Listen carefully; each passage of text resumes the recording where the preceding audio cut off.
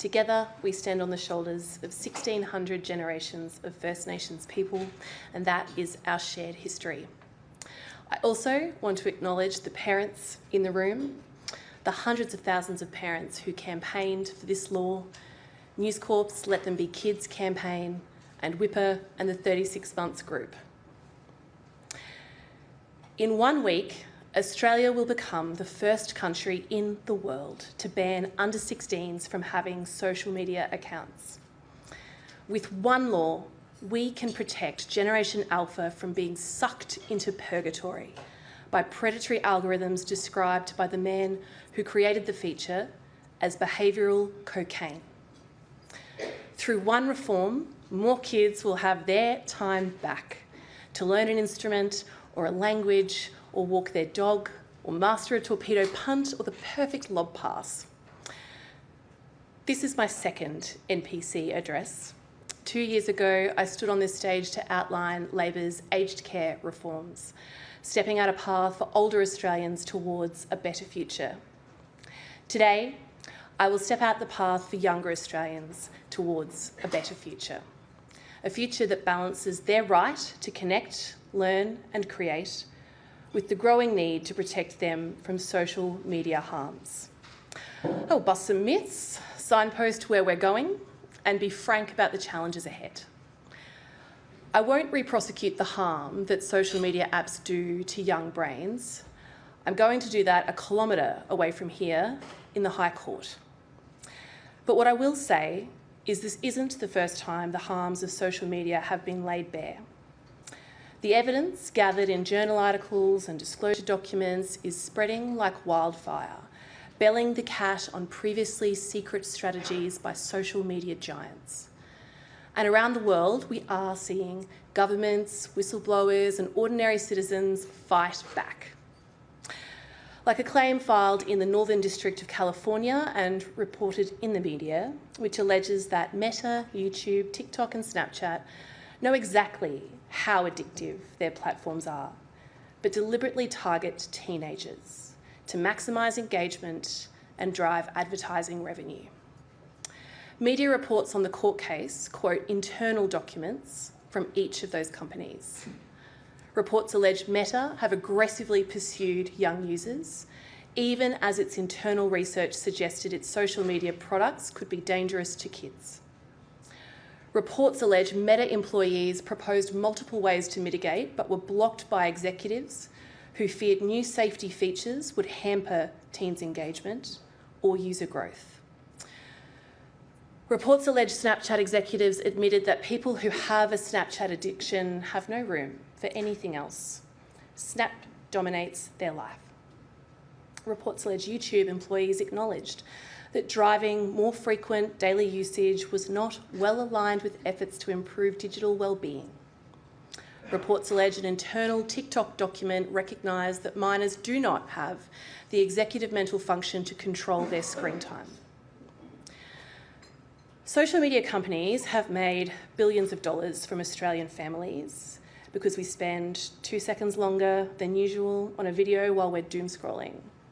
These companies wield an incredible power we willingly hand over to them because of the benefits that the platform bring to us. From 10 December, we start to take that power back for young Australians. Now, we have a lot to get through, but first, let's bust the biggest myths I've heard visiting schools, talking to parents and teachers, and entering the belly of the beast, my social media comments.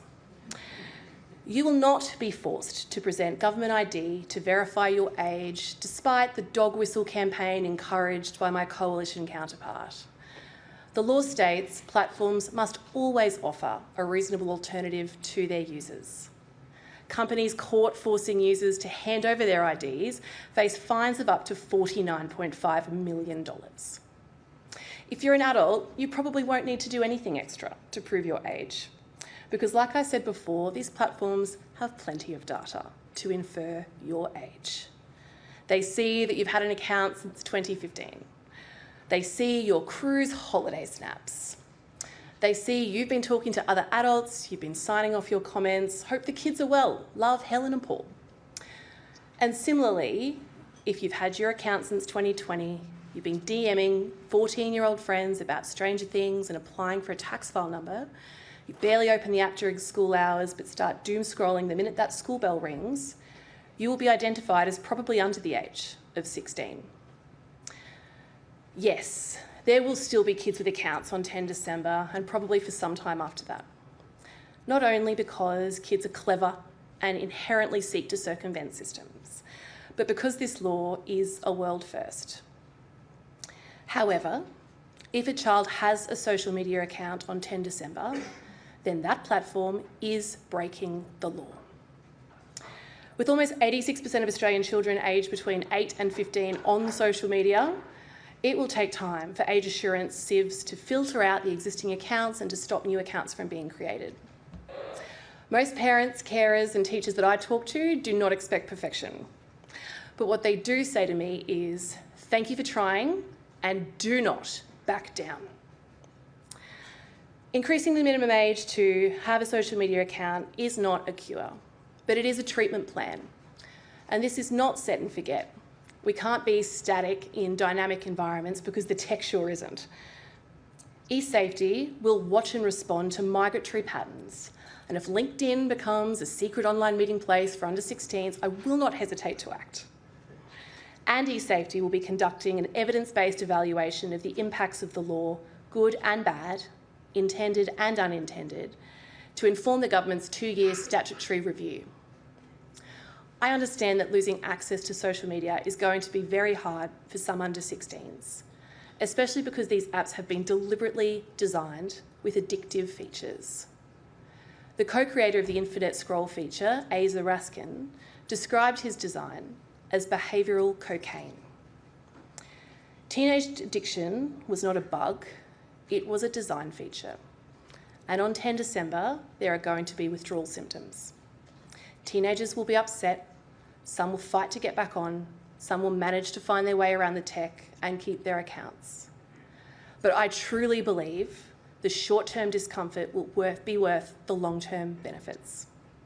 If you or someone you worry about feels disconnected, stressed or overwhelmed, there is strength in reaching out. Please go to esafety.gov.au where you will find helpful resources developed in consultation with youth mental health organisations, as well as links to websites, counselling hotlines and online chats. The first social media platform was a humble little service called 6 Degrees. Launched in 1997 as an online twist on the 6 degrees of separation, it was designed purely for connection, closer to ancestry.com than Snapchat. It wasn't until MySpace launched in 2003 that social media became social. By 2007, MySpace had more than 100 million monthly users. Depending on your age, you might recall when MySpace surged in popularity through its controversial feature, Top 8 Friends. It's easy to pretend that the savagery of socials is new, but even 18 years ago, MySpace was tearing friendships apart through the culture of comparison as Australians agonised over who to include or exclude in their top 8 friends. Way back in 2007, before a single hashtag was used online, Caitlin Flanagan wrote in The Atlantic about the dangers of MySpace, noting in the future it may be unheard of for a teenage girl from a loving family to disappear into her room every night for 2 hours of unsupervised e-chatting and instant messaging and MySpacing. Now, it has taken a while, but in 1 week, that future begins. And I use the word begins with purpose. Across Australia today, curious children went to school, they took away a lesson from a teacher they admired, they felt a sense of achievement with a grade they got back, they kicked the winning goal at soccer at lunch, they made a new friend on the buddy bench. Tonight, children around Australia will go home and that curiosity will be used against them. The algorithm will attack them so deftly and so subtly it resembles an embrace.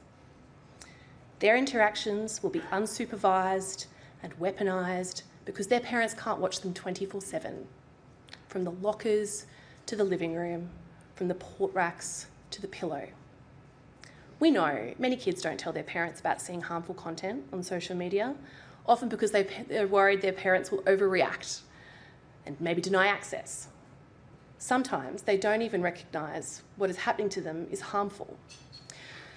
As whistleblower Sarah Wynne Williams said in her testimony before the US Senate, social media platforms target teenagers with ads based on their emotional state. Ms. Wynne Williams said if a teenage girl uploaded a selfie and then deleted it, advertisers would see that as a good time to sell her a beauty product or a weight loss product, because the act of deleting that selfie indicated she may not be feeling great about her appearance. That is predatory behaviour, and we must act. We must act for Rob Evans and his daughter Liv. 3 years ago, Liv was struggling. 15 years old and vulnerable, Liv had a diagnosed eating disorder and began searching for low-calorie recipes on social media platforms, the ones captured in these laws. But Liv didn't realise that these platforms' internal drive is executed through aggressive, divisive content that prompts longer screen time. Liv found reels with women providing advice on how to exist on 200 calories a day.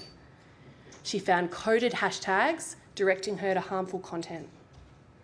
The algorithm latched on and never let go. Those platforms grasped Liv's vulnerable 15-year-old hand and guided her down a dark neurological path towards anorexic content. Liv's dad, Rob, found screenshots of this content on his daughter's phone. He tried to convince her these videos were created for engagement, that the advice was dangerous. Rob Evans is here with us today. Liv is not. So when I say this is too important not to have a crack, I say it thinking of Rob, and I say it thinking of Liv.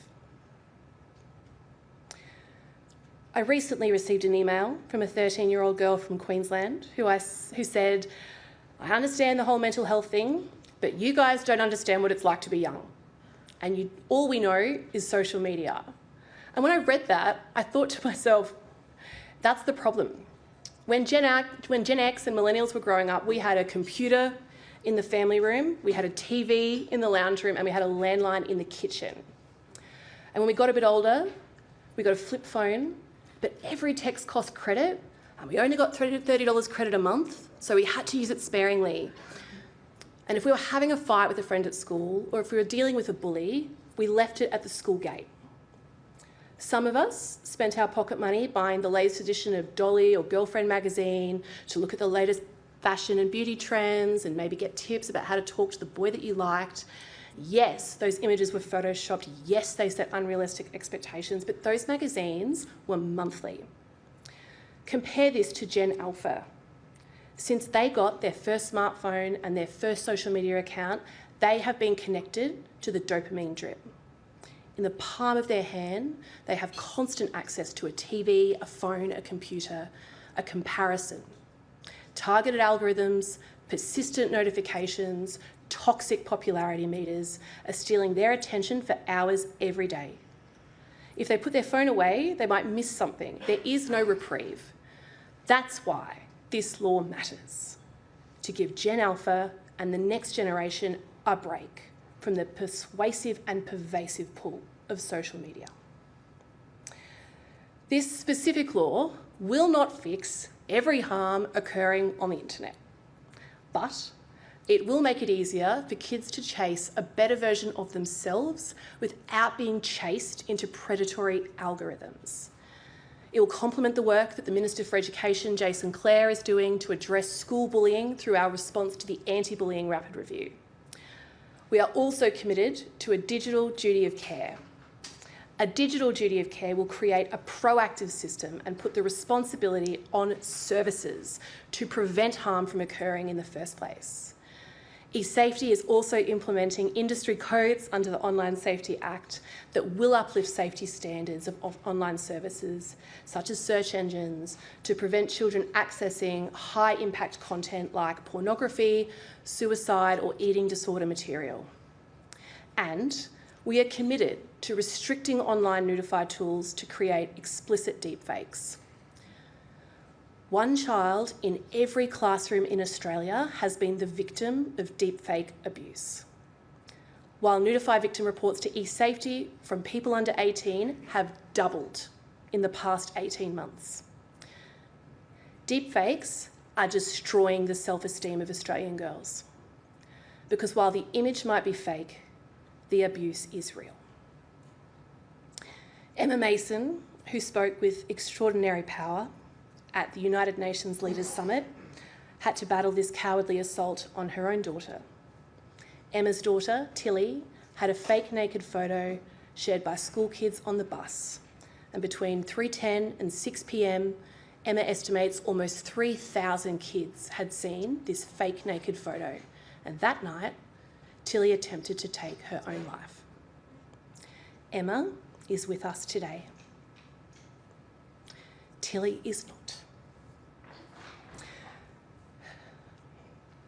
So, the question you're all desperate to know, who is getting slapped with the first $50 million fine on 10 December? The bureaucrats in this room will back me up here. Regulation rarely acts fast, and certainly not that fast. Information gathering and enforcement powers lay with the eSafety Commission. But what you can expect on 11 December is that eSafety will send notices to the 10 platforms we have named in our dynamic list. These notices will seek evidence, including how many underage accounts they had on 9 December before the law started and on 11 December after the law started.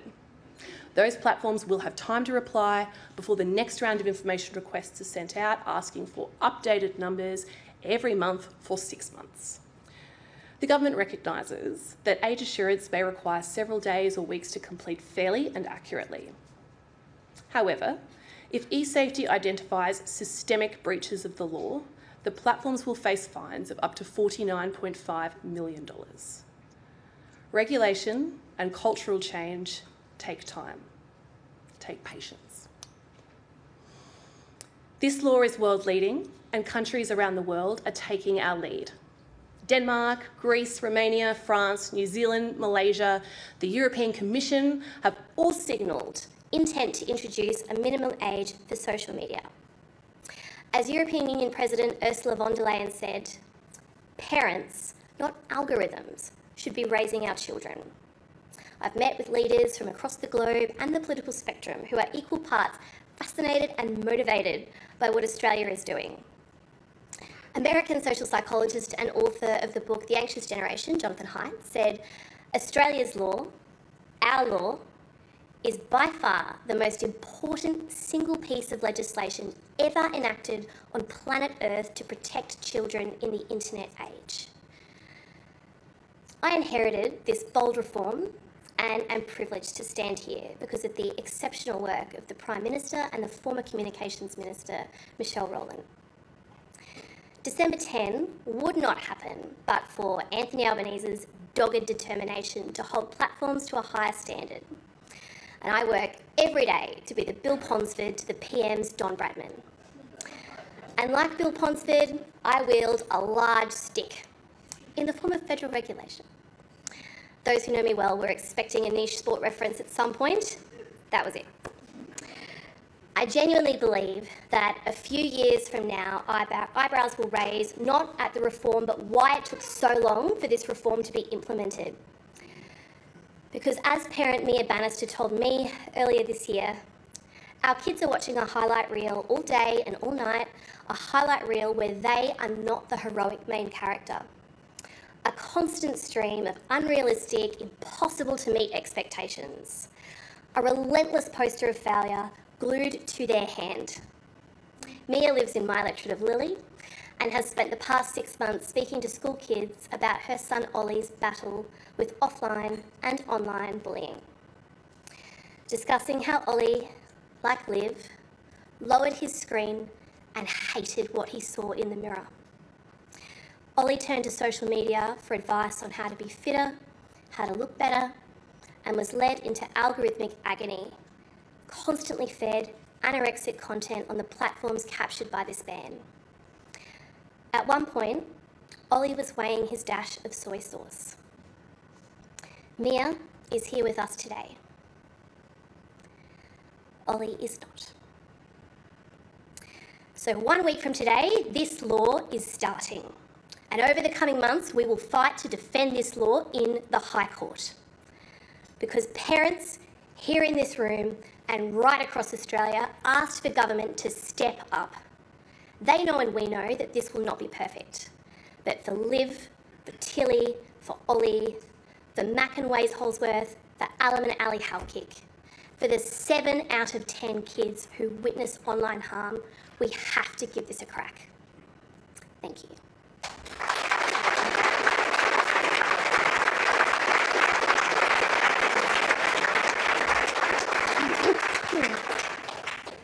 Thank you, Minister. So you've mentioned the vulnerability, obviously, of teens accessing these social media platforms as a primary reason not to. 16-year-olds and 17-year-olds are still pretty vulnerable. Do you have a watching brief as to whether you'd increase the age? Most things, if there's a limitation in Australia, you can't do them until you're 18. Yeah. I think, and we've spoken about this before, the origin of this law was the campaign by hundreds of thousands of parents, and in particular, let them be kids in 36 months, and 36 months asked for 36 more months. The official policy of these platforms is that the starting age can be 13, so 36 more months makes it 16. That's how we got to 16. And you'll see different ages being used by different jurisdictions across the world. But one of the things we've done is institute a 2-year survey that eSafety Commission is going to run from when this law starts to monitor its progress, measure the data, see what the intended and unintended consequences look like and how we can improve the law. And I guess that would be an element of what we consider across that 2-year scope. The sporting reference I'll give is we have close to an AFL team asking for questions, so I will keep it to one. I'm sure my colleagues will, beginning with Claire Armstrong from the ABC. Thanks, Minister, for your speech today. Enforcing this ban relies on multi-layered age assurance. Lots of the platforms have spoken about the use of third parties collecting biometric data. What's your assurance to parents who fear that that could be collected, stored and reused down the track in a way that wasn't its intent? And to what extent do you actually think biometric data is going to play a big role here, given that, for example, in 2023, TikTok using inferred information alone kicked 1 million underage Australian users off the platform? Well, I think the very fun and snappy 1,200-page age assurance trial report gave us all a great deal of comfort that these things are possible and that there is a range of techniques, and I think Julie would say a waterfall of techniques that these platforms are going to be able to use, including biometric data, sure. But Julie, as the eSafety Commissioner, has also put in place a number of guardrails through our regulatory advice about keeping the capturing of that data, keeping of that data, that they must not capture more than they need to, they must dispose of it as quickly as possible. And the second point I would make to this, which I made in a speech earlier, but I think always is worth repeating, we give so much of our data voluntarily to these platforms. They already have the data that they need about how old you are based on information you have voluntarily given them. And yes, there'll be people who try to use their older siblings for their biometric data to erode facial ID, in the same way that there are kids who ask their older siblings to go and buy them alcohol because they're not over 18 and their sibling is. We understand there's going to be ways around this, but this is about the cultural change so that the class is off social media. There's maybe an outlier on it, not that there's one person who'd really prefer to be off it or got strict parents or can't afford a smartphone, whatever it is, and they're the outlier because everybody else is on it day and night. Mark Riley from the 7 Network. Hey, Minister, I think parents understand why you're instituting this ban, but they're also asking, why don't you ban the content in the first place? There's stuff on the internet telling kids how to kill themselves, the most pernicious content that if any of we regulated licensed broadcasters were to run, we'd very reasonably have our licences removed. What's the government doing to stop this content being broadcast in the first place? I think you make a very good point, and that's why I refer constantly to the fact that 7 out of 10 Australian kids have witnessed harm online. And the next step of this, which is a holistic response that we're making to online safety as part of our response to the Online Safety Act review, is the digital duty of care. And that captures all the whatabouts of this law, I think. That is an open question to Australians. What do we expect of our social media platforms? What responsibility, what legal duty of care do they owe us as Australians? So consultation is currently out on that. We'll be working on that over the next year, and that will be about the broader question of content and what duty of care do platforms owe us when they offer these things and then sell our data for advertising revenue. Emily Saunders from the Nine Network. Minister, Google has today announced how it plans to roll out this ban on its platforms. It says that children will be less safe without accounts. What's your message to parents who are now concerned they won't be able to monitor what their kids watch online? My particular response would be that you can still use parental control measures on YouTube Kids, which is not captured by these laws, and I would urge parents who are worried about that to look at esafety.gov.au, which has great materials to work through what this looks like for your household. But I guess I'm going to level with you. I find it outright weird that YouTube is always at pains to remind us all how unsafe their platform is in a logged out state. And if YouTube even this morning is reminding us all that it is not safe and that there is content not appropriate for age-restricted users on their website, then that is a problem that YouTube needs to fix.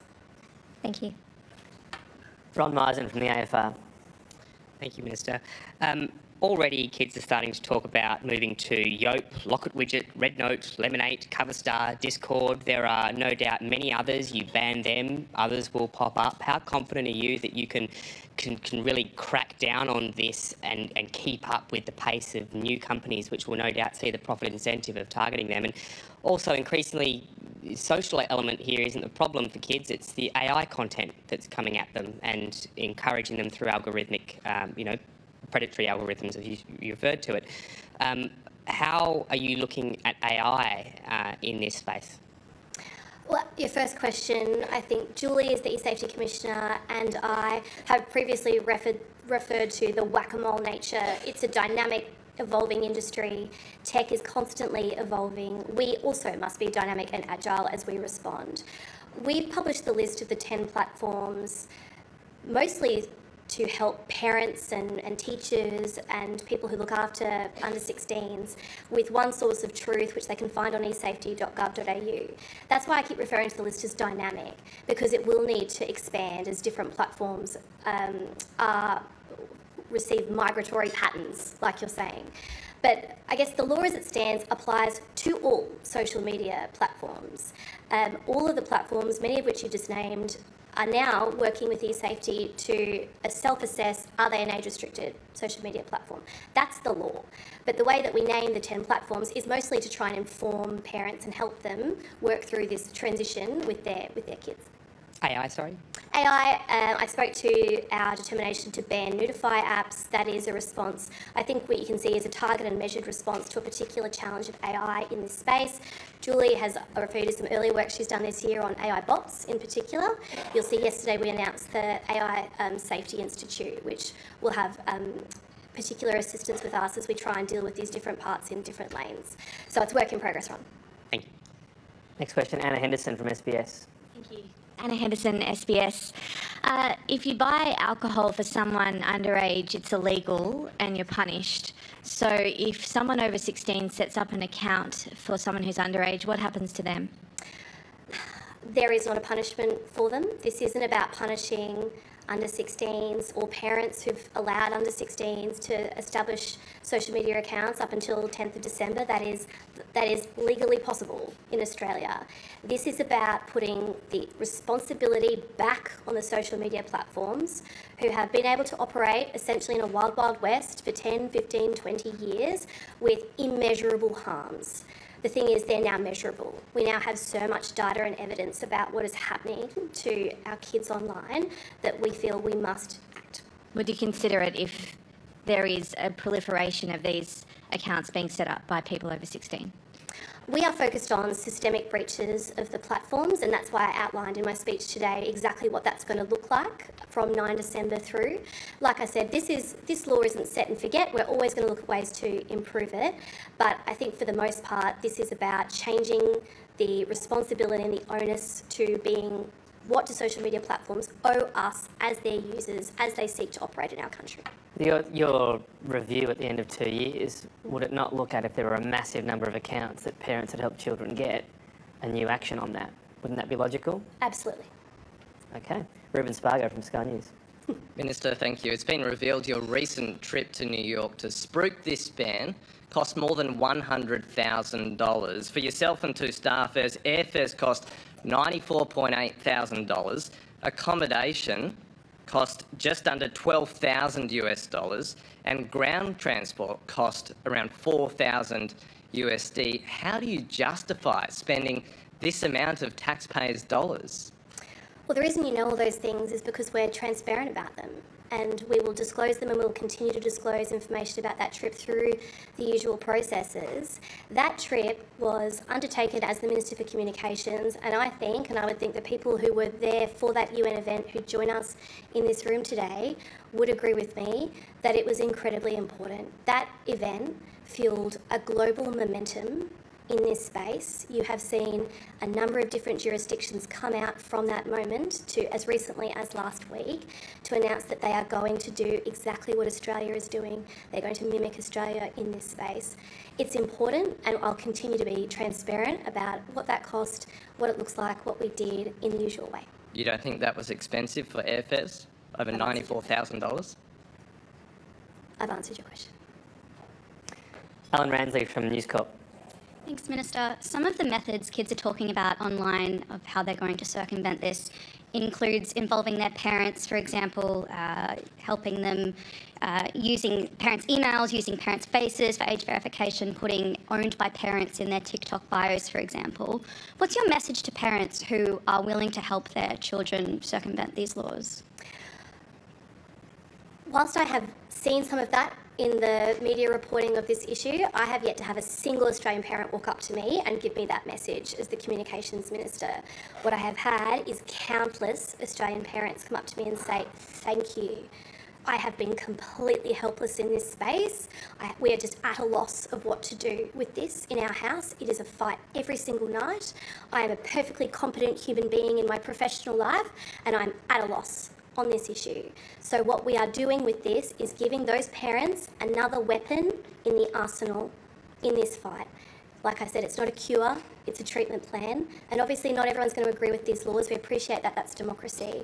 But these laws experience incredible popularity and are in of themselves, by creation, a response to more than 120,000 Australian parents who asked us to step up.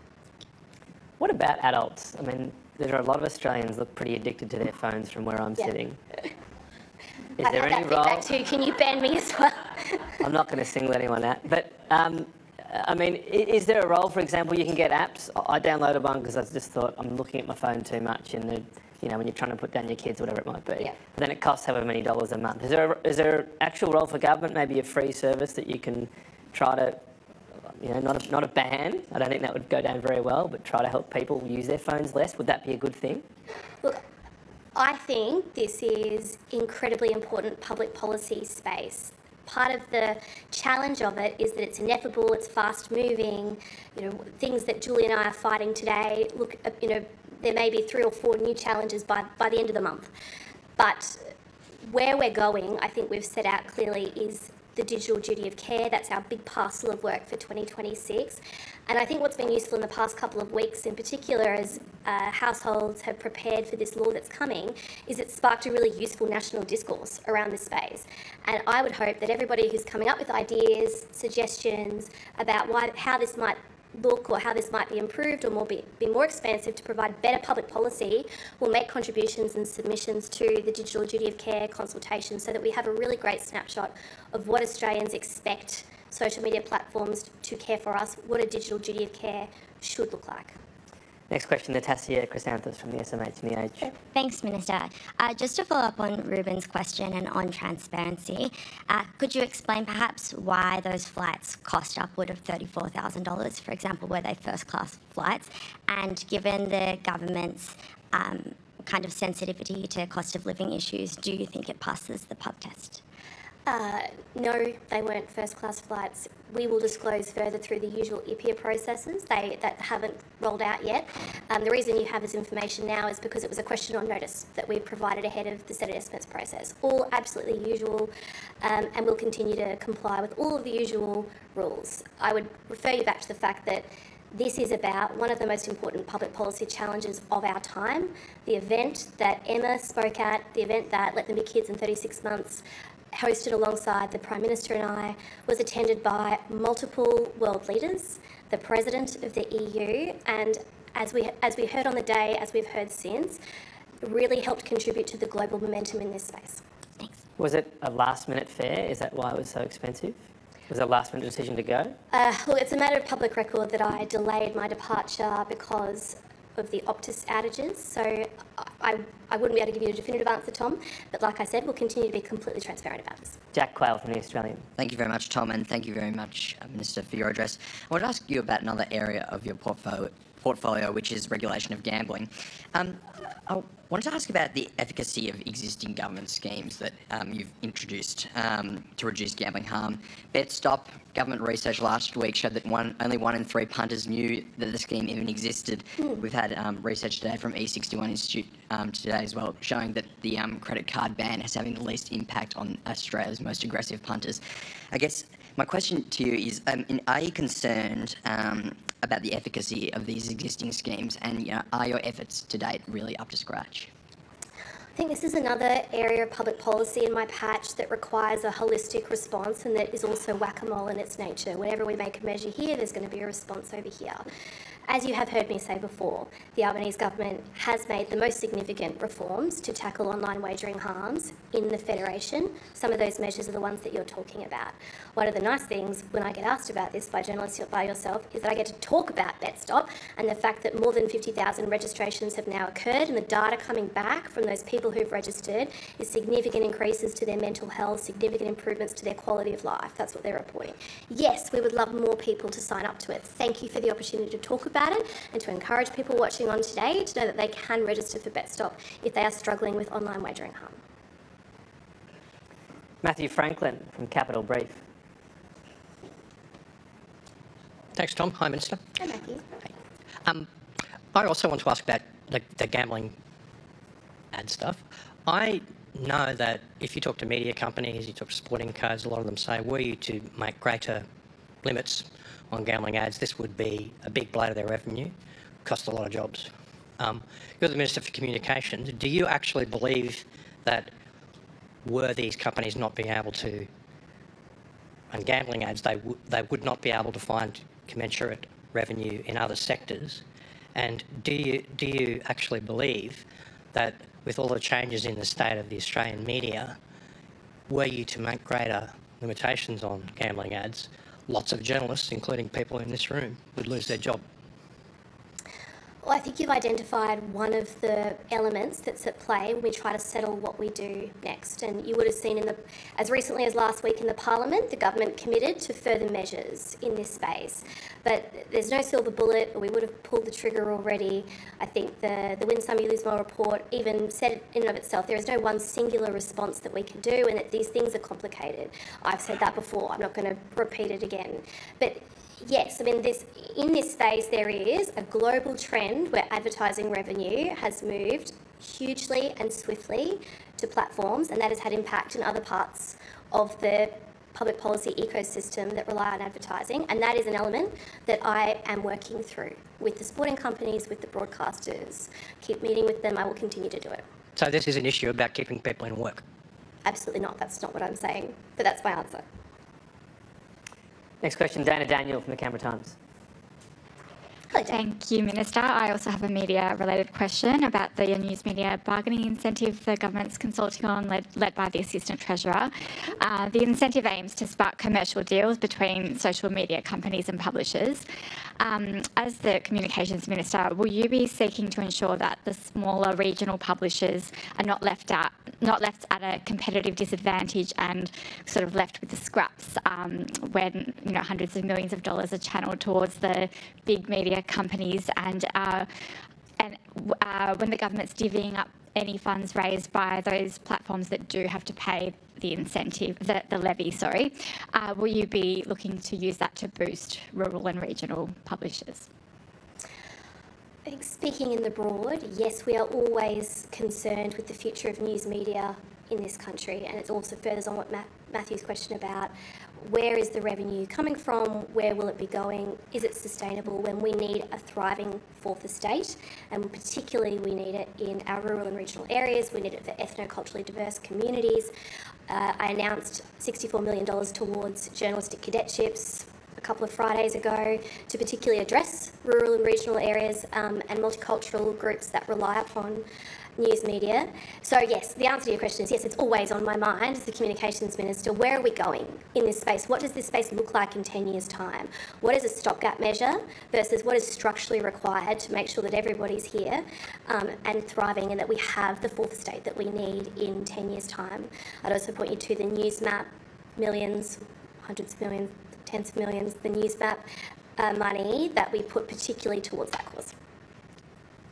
Jason Koutsoukis from the Saturday paper. Minister, thanks very much for your speech. Back onto the social media ban, what are the key criteria that you'll be looking at to tell you whether or not this law is actually working? It's funny you say that because, as you've heard me emphasise today, this is about cultural change. So I've been thinking about what other cultural changes did we have in this country, what did it look like? So when seatbelts were made compulsory, when tobacco advertising was ruled out, it's surprisingly hard to find measured data around cultural change. It's been something that we've been looking at, and that's one of the reasons why Julie and I have put in place the 2-year survey to actually measure and work out how to demonstrate to Australians the value in what's happening. But some of which was in my speech today, I would point to you specifically on, which is we're asking social media platforms for the numbers on the 9th of December, for the numbers on the 11th of December, and for every month for the first 6 months to make sure that it's trending down. Will that be published? Yes. Grace Cavallaro from AAP. Thank you, Minister. Just leading on from Dana's question, under the news bargaining incentive, digital platforms will face financial penalties for failing to negotiate commercial deals. But what about AI platforms that scrape Australian news content? If those platforms are subject to the same penalties, how does the government plan to prosecute those platforms that aren't necessarily Australian in another jurisdiction? Look, those are issues that we have identified. We've identified the scale of the problem, I guess, and the Assistant Treasurer and I are working through what that looks like. We're sort of in early stages at the moment because, as you know, News Media Bargaining Code is out for consultation. So we're waiting for submissions to come back in. I think they're due end of the month. And so once we get those back in, we'll continue to look at what that response needs to be. Josh Butler from The Guardian. Hi, Minister. Thanks for your speech. I also wanted to go to gambling advertising, please. We're 2 years on from Peter Murphy's report, which called for a gambling advertising ban. People in the industry are expecting some news on this issue in coming months, I think. But I wanted to get into sort of your thinking on the issue, the sort of framework of how this is coming together. Is your starting point that there will be major restrictions on gambling advertising, or is that in itself still a live question? What will it look like? Will there be compensation for, say, media outlets or sporting codes that might lose sponsorship or advertising revenue from such a change? And when do you expect that this long-awaited reform would actually be realised? Good try, Josh. Thank you for the questions that I've heard from you several times in the months running up to now. I am not going to prosecute this through the media. I am not going to provide a running commentary on my progress in this space through the public sphere. I didn't think that that was a particularly helpful way that it went around last term of Parliament. We're trying to do things differently this term. Just because I'm not giving you monologues by way of update week by week or whenever I'm asked doesn't mean that I am not focused on this, doesn't mean that I'm not working on this, doesn't mean that I don't consider this to be a policy imperative. And again, I'd steer you to the fact that just last week the government said there will be further measures. Would you imagine it would be major restrictions on gambling advertising though? It's not a trick question.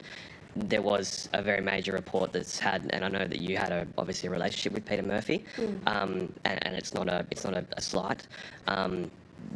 There is major public support for this sort of issue. I think it's not unreasonable to ask where your starting point on this would be. It's not unreasonable to ask, and I imagine that you and others will continue to ask, but it's also not unreasonable to say there will be further measures. Do you agree with the premise that Australians have largely formed a view along those lines on this? I certainly agree with the premise that online wagering harm is a spiralling problem that was particularly worsened by COVID, and that we have to find a way to work through how we deal with it. There's a lot of different recommendations in a huge variety of different public policy spaces. I am working through the ones that as Minister for Communications and Sport are for me to try and resolve. Caitlin Rintoul from the West Australian. Thanks for your address today, Minister. You've spoken about the digital duty of care being the next big parcel for 2026, but this is something that was flagged last term. Despite that, in estimates yesterday, we heard that there has been no direct consultation around digital duty of care. Why has it taken so long to get this up? And are you satisfied with that rollout? And in an ideal world, would you have liked the digital duty of care to run concurrently with the ban? I don't think that's right. I just don't think that's flat out right. Whether or not it was set in estimates, I accept that might have been what's set in estimates, but I don't think it's right. And consultation for digital duty of care is open right now. So we are working through it right now. My question is around, it was flagged last term. Why has it taken until the last few weeks for digital duty of care consultation to start? I don't accept the premise. These are big public policy questions. We are currently 1 week out of the world-leading social media minimum age restrictions that are part and parcel of the same public policy space. I think the digital duty of care is important. It's answered several different questions that you've had about where to next, what else should we be picking up. But I would think, and I know Julie's there on your table as well, we're working as hard as fast as we can. The wheels of government don't turn as quickly as we'd like, but we have been making big gains in this space, and the fact that digital duty of care is open for consultation right now is a good thing, and I look forward to seeing you all again seeing you all again here next year to talk about where we're going after that. Thank you. David Allen from Innovation Oz. Thank you for your address, Minister. You mentioned AI bots and AI-enabled Notify apps in your speech. Yep. Now, the government this week announced its national AI plan, which is going to eschew direct regulation for artificial intelligence as it develops in Australia. AI, we've seen in the last 12 months as well, mounting evidence that it has just as much potential to be harmful to young people, if not more, than social media. So won't taking different approaches between portfolios like this inevitably undermine these new world-leading laws? No. I guess I don't accept the premise. AI is something that affects almost every portfolio within the government. And like I said, we're really proud of this law. This is world leading. Like Tom said, we're the first to do it. It's going to look a bit untidy on the way through, but it's not the end. And like I said in my speech, this isn't a law that cures the internet. This isn't a law that cures all harms on the internet. And even by next week, if I was to come back to you to speak to you here, there'd be more things for me to address. That's how fast tech goes. So I think the fact that Tim Ayres is leading this space, you've seen developments even in the past week too, in the past 2 weeks, alongside Andrew Charlton, you'll continue to see work in this space, and that's a good thing.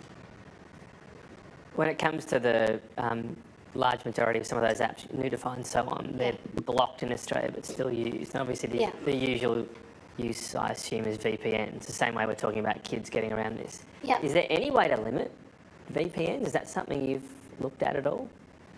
Try to limit their use? Look, I do defer to e-safety as my technical guide in this space. I guess, as the Minister for Communications, I'm looking at the public policy, and I think even in doing what we're doing currently, we are the first to move on this space, and that's not to say that we won't be the first to move in other spaces as well, but we have to get a balance right. In the same way that we talk about people who are under 16 need a balance between the harms that they suffer online versus their right to a digital life, to creativity and connection. We have to get the balance right in regulation between, minimising harms where we know that they are occurring, particularly things like Notify apps. I mean, justify the public policy for that, up against private companies' right to exist and conduct business on our shores. That's why I think, and why I keep returning to digital duty of care, it's so important, because it asks what kind of responsibility these companies, be it social media or others, as we move on, have to their users as they conduct their business on our shore and make millions, if not billions of dollars off our data. So it's something technically perhaps achievable, but it would be a pretty extreme ban, would it? Yes? Okay. Melissa Code from the Mandarin. Hi, Minister. So in public policy terms, your priority actually hits a lot of good notes. It is ambitious. You will know whether or not it's working because you'll be examining the reporting every month. And then there's a bit of a question as to whether it's understandable and achievable given it's a cultural shift you're really aiming for. My question is, what if it works? What if it works so well, it railroads really innovative spaces when we think about deliberative democracy and involving more citizens in the way we work towards a better society? What if it railroads the way government can effectively communicate to certain demographics, like, for example, a consent campaign on social media, if they're no longer in those spaces?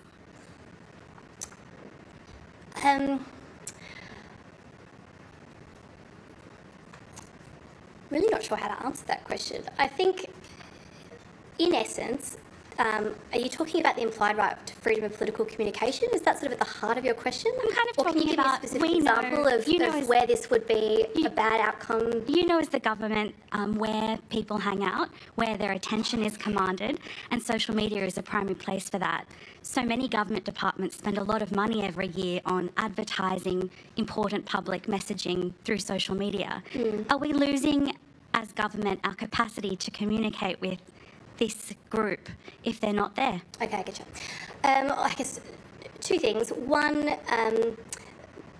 there'll be lots of you in this room who are highly politically engaged and became highly politically engaged before social media platforms were ever invented. You became engaged because you watched the 6 o'clock news, because you heard your parents and your parents' friends talk about politics, you went to protests, you signed up or attended things at events at community organisations. That is the nature of politics in Australia. That all continues, whether or not under 16s can have a social media account.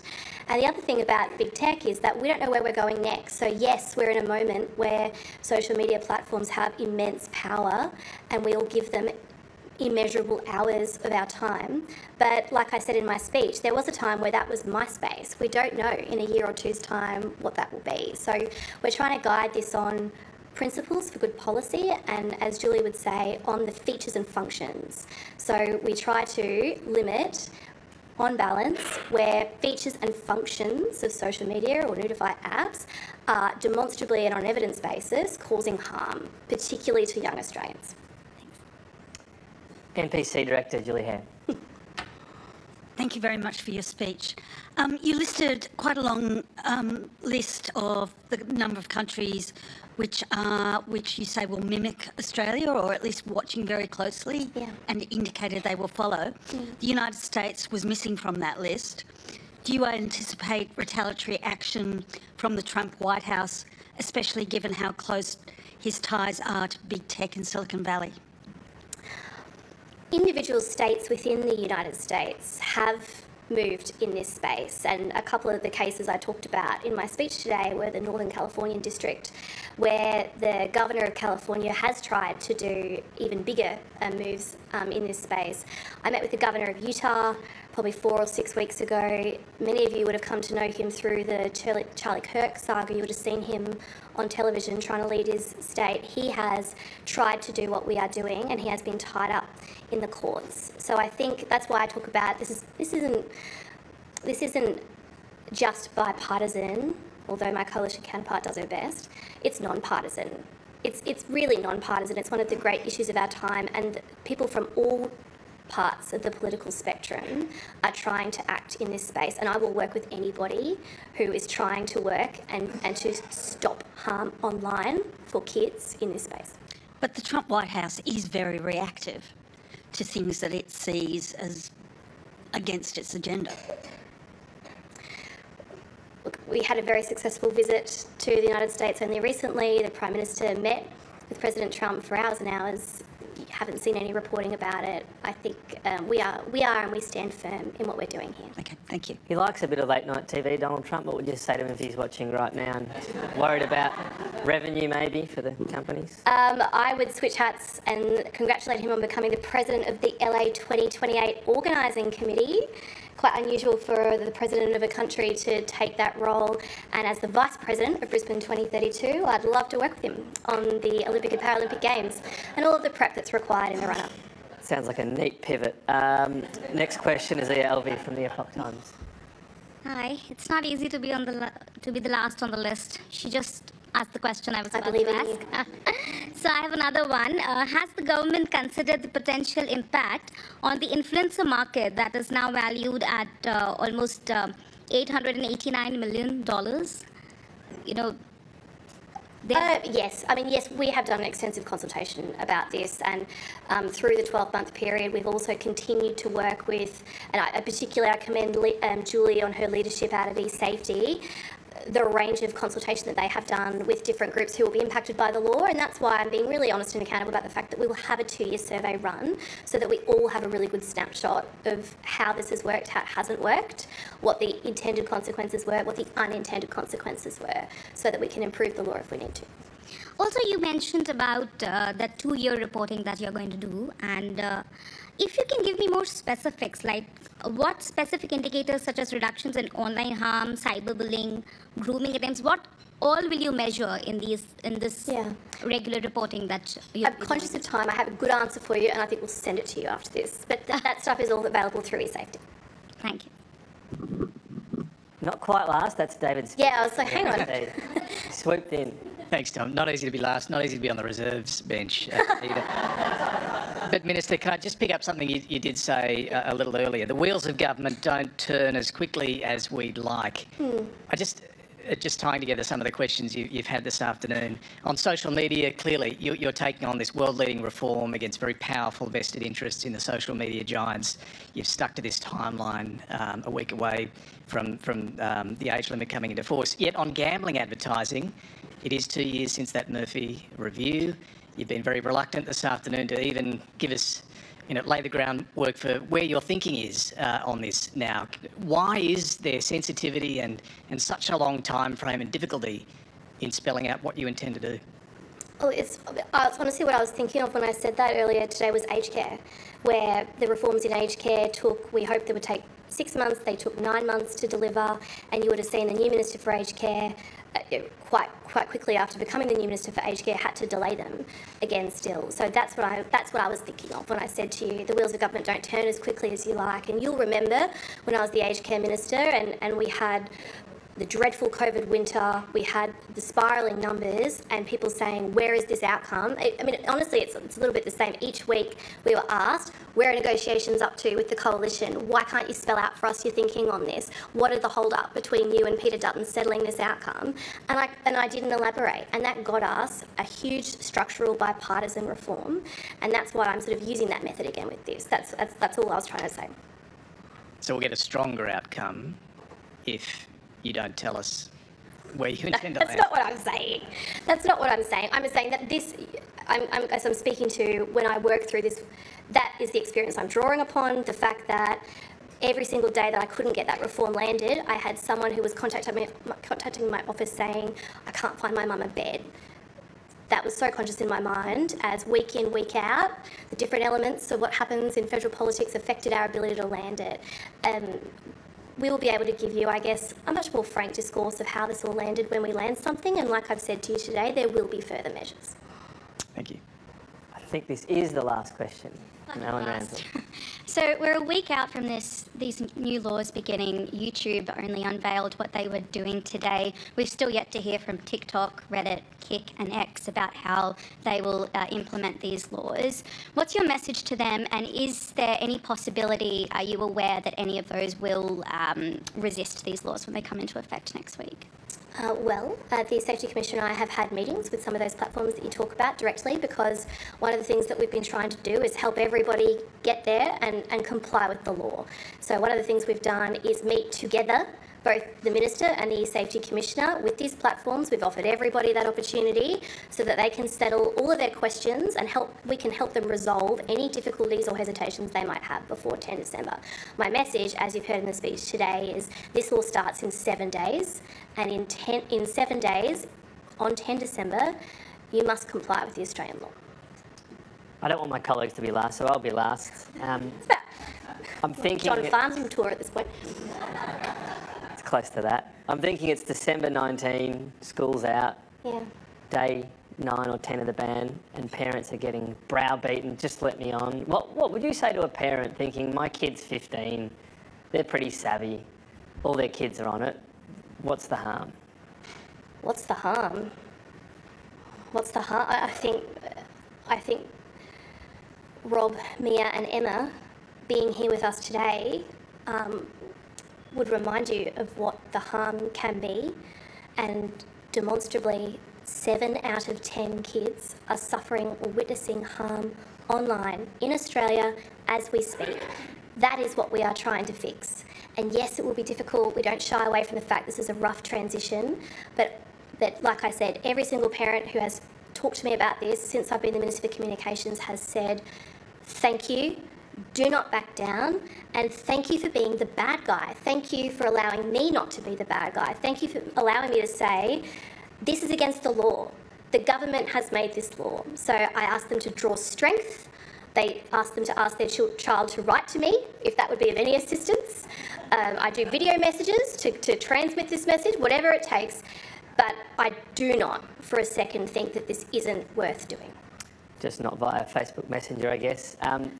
Messenger Kids is okay. My Messenger Kids CEO, is okay. Morris, has told me 3 or 4 times to make sure you step carefully. I'm not sure if our Yes. is Thank you, Morris. something, so be careful. But ladies and gentlemen, thank you, please thank the Minister.